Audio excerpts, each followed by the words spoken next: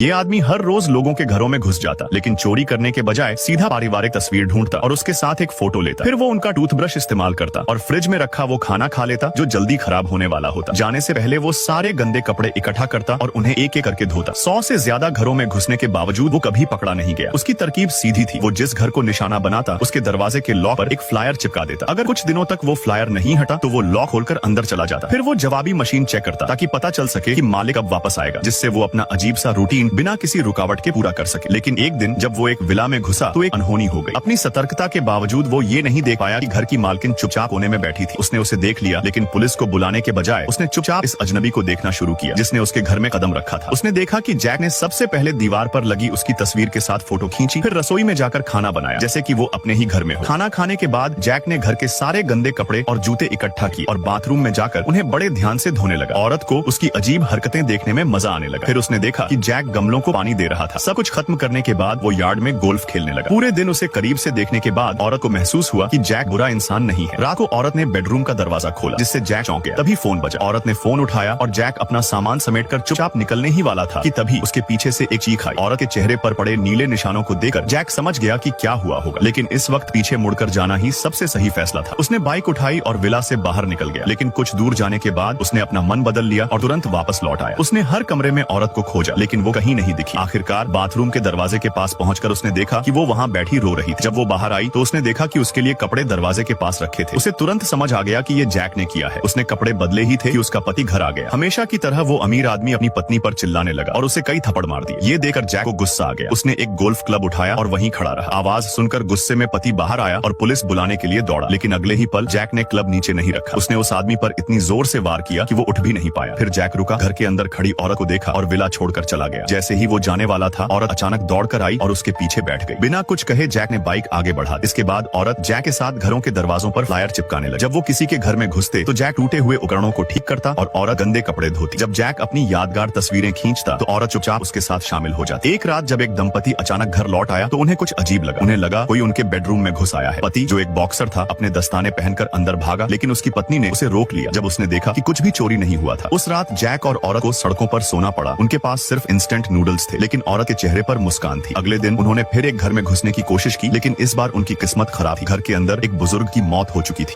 और फिर video like करने पर पार्ट 2 मिल जाएगा।